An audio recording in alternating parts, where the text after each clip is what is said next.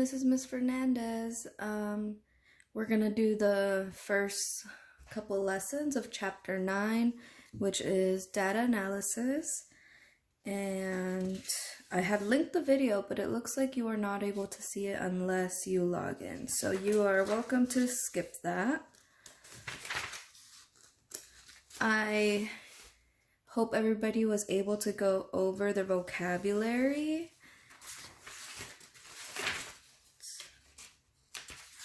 Let's see. Okay, lesson 1 is to take a survey. I really wish we were in the classroom because this would be a really fun one to get to talk to all your friends with, but let's just pretend that we have talked to many people. So, tally marks. I hope you all know, but let's review. Tally marks are groups of 5. So you would go 1, 2, 3, 4 across for 5. You don't go 1, 2, 3, 4, 5 and then across for 6. And then each group of 5 makes it easier for you to count a lot of tallies. So let's pretend that we have a couple people that like apples, a lot of people that like oranges, and 5 people that like grapes. So we can count each tally mark to see how many is our total. So 1, 2 people like apples. 1, 2, 3, 4 people like oranges. And we don't have to count these because I can see with the slash that this is a group of 5. So 5 people like grapes. Now we can see that the most people, like grapes. I'm gonna write most. I can see that the least people like apples. Least. And I can see that if I say how many more people like grapes than apples, I would take the grape number and I would take the apple number and I would subtract. There are 3 more people that like grapes. Does that make sense? All right.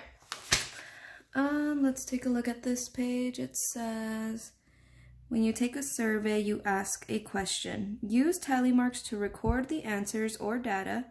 Data is information. So, you write a question, you ask your question, you record each person's answer with a tally mark, and then you count all of the tally marks. So here, it looks like they were asking, what is your favorite type of book? And they went around the room and they asked every person. So they asked Madison, what is your favorite type of book? She said scary. They asked Gershon. He said funny. Joshua said sports. And then they went to every single person and they ended up with these tally marks. They counted 1, 2. The total was 2. 5, you don't count these individually, you just look at the slash and you know that it's 5, and then you use counting on. So 5, 6, 7, 8, and then sports, just 5. And that is a survey. Pretty simple. The rest of the page, we would do in class by asking everybody in the room, but since we're not all together, you can just do your own little tallies and your own totals. You can ask friends that you can call, or you could ask your parents or family members, depending on who you are with. And then it would ask you questions about it. So it says, ask 10 students their favorite picnic food. Use tally marks to record data. 1 tally mark means 1. 5 tally marks means 5. So since I don't have anyone here with me, I'm just going to do random.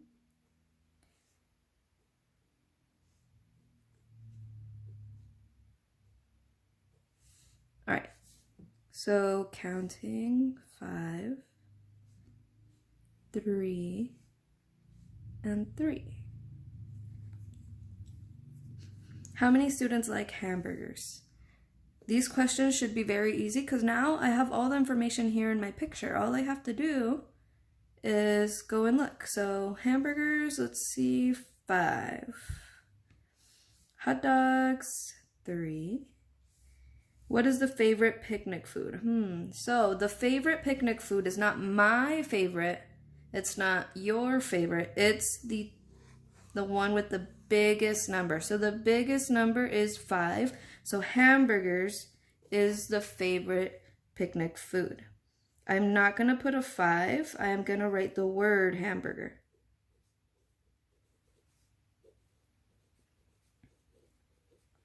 What is the least favorite picnic food?